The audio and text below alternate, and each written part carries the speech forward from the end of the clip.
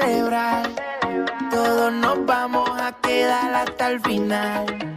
Digan si sienten. استاذ هشام، اولا انا يعني بفرح بيك جدا ورمز لينا كلنا. حبيبي ربنا يخليك، انا مشجع عادي زي الناس كلها وانا فرحان بيك ووجودك. انا وانت يعني اخويا كبير. تسلم ربنا يخليك. طيب يا فندم، توقعك الماتش النهارده ايه؟ الزمالك هيكسب ان شاء الله، وبس نجيب جون بدري كده يفتح الماتش ان شاء الله. المفروض ماتش يمشي لفرق المستوى يعني، وان شاء الله الزمالك هيكسب ان شاء الله. يعني توقع النتيجه معايا كده يعني 3-0. طب مين يجيب لي جوان؟ مين يجيب لي جوان؟ حسام اشرف وزيزو مثلا. بمناسبه زيزو، شايف تجديد زيزو ايه نظامه؟ والكلام كتير قوي على زيزو. بص، هو مجرد احساس مش مبني على اي حاجه يعني، رغم كل اللي بيتقال ده انا حاسس ان هو هيكمل في الاخر، بس هو توقع الموضوع ملعبك. طيب يا فندم، طبعا كلنا عارفين ان اي لاعب بيمشي من نادي الزمالك ويروح يلعب في اي فرقه تانية، فلما يجي بيلعب نادي الزمالك ايه اللي بيحصل؟ عارفين لعنه الاكس طبعا بتشتغل علينا على طول طبعا. طيب طبعا بمناسبه الكلام ده، رؤى مشي من نادي الزمالك وبيلعب النهارده في حرس الحدود. تفتكر هيسجل فينا النهارده؟ يعني تبقى وحشه في حقنا وربنا يستر. طب يا فندم، اخر سؤال بقى. انا اولا كلمه او رساله لحضرتك من حضرتك للاداره، تحب تقول لها ايه؟ لان في زعل جدا او كبير جدا من جمهور نادي الزمالك بسبب الاداره.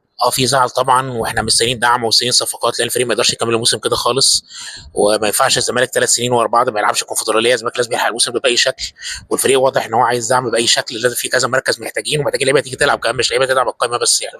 فهو لازم قبل ما ينهي يخلص يكون في دعم قوي للفريق، واحنا مستنيين. زعلان من الاداره؟ زعلان. كلنا زعلانين والله. والله شرفت معرفتك. انا اكتر. ربنا يخليك. تسلم حبيبي، ربنا يخليك.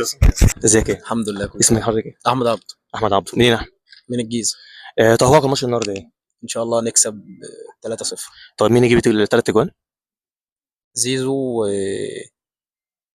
زيزو وشيكابالا. يعني جونين زيزو مثلا وجون شيكا؟ جونين زيزو وجون شيكا. طيب شايف بمناسبه زيزو، شايف تجديد زيزو عامل ازاي؟ دي اهم خطوه ممكن الاداره تعملها الفتره دي، يعني دي اهم صفقه ممكن الاداره تعملها، بحيث ان احنا ممكن نجيب حد من هنا او من هنا مش هيدينا اللي زيزو، يعني مش هيعمل اللي زيزو عمل. شايفه لاعب مهم جدا. شايفه لاعب اهم لاعب في الزمالك الفتره دي. احسن لاعب في مصر طبعا. طيب النهارده بنلعب حرس الحدود. اولا شايف الماتش سهل ولا صعب؟ لا الماتش سهل، يعني ان شاء الله سهل، ان حتى نكسب 3-0 ان شاء الله عشان نحاول نبقى ورا الاهلي يعني. نبقى بالظبط كده. طيب تمام. في كده مقوله بتقول ان اي لاعب بيسيب الزمالك ويلعب في المنافس اللي بيلعبوا، يعني بيلعب الزمالك، بيجيب فينا جوان. صح الكلام ده؟ بيحصل يعني. طب عايز اقول لك على حاجه، يعني رؤى النهارده سابنا طبعا وراح بيلعب في حرس حدود. تفتكر بقى اللي يحصل؟ بالتالي اي لاعب بيلعب في المنافس يجيب فينا جون الا رؤى مش رؤى تبعا حبيبنا.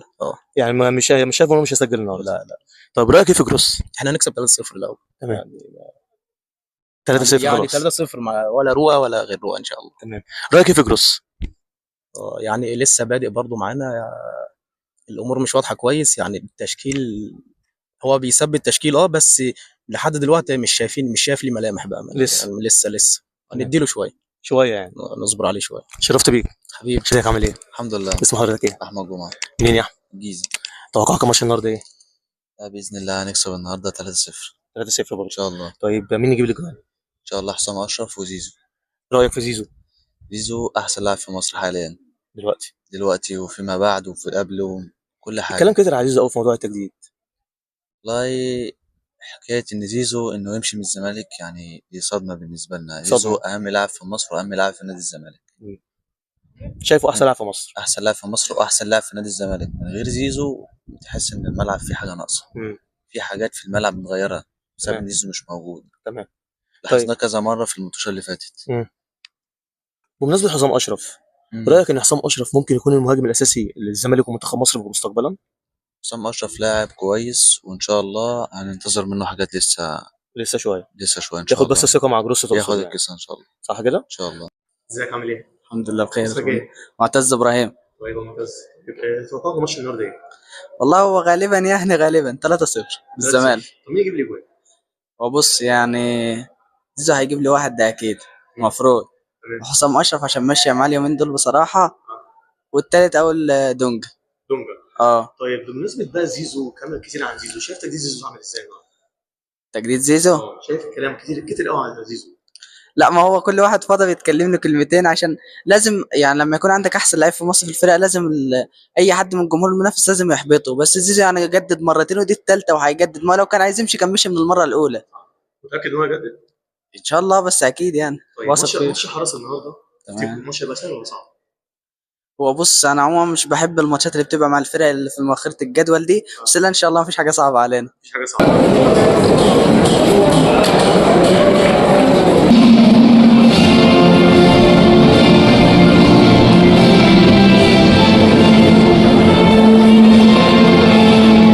كريستيان جروس بيبتدي المباراة ب 4-2-3-1.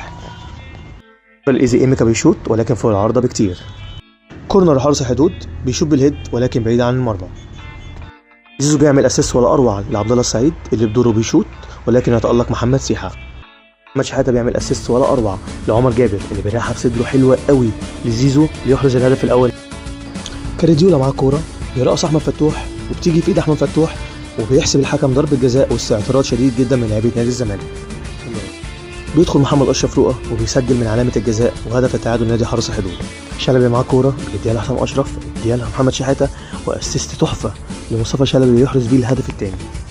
ضربة جزاء لزيزو وبيسجل زيزو الهدف الثالث نادي الزمالك. عبد الله السعيد بيعمل اسيست حلو قوي لمصطفى شلبي ولكن مدافع حرس الحدود بيشيلها من على خط المرمى.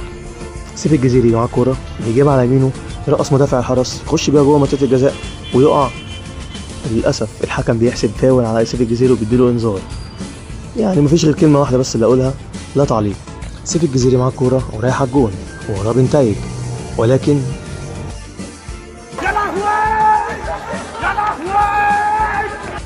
بتيجي ضربه جزاء لحرس الحدود وداخل على تنفيذها محمود ممدوح وبيسجل الهدف الثاني لحرس الحدود. في الدقيقه 87 كورنر خطير جدا لحرس الحدود ولكن ينقذها محمد عواد.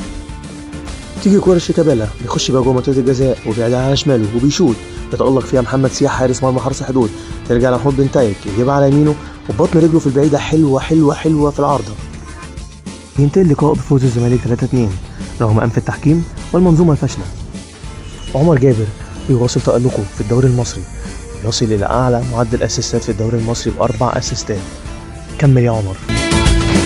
أحسن لاعب في مصر يعزز تواجده بالمركز السادس في ترتيب هداف الزمالك تاريخيا برصيد 86 هدف وبفارق 5 أهداف عن الخامس علاء الحمولي. زيزو بيواصل تألقه ويصل إلى 61 هدف في بطولة الدوري المصري معادل رصيد أرنست بابا أركو وبفارق هدف واحد فقط عن هذا الكائن.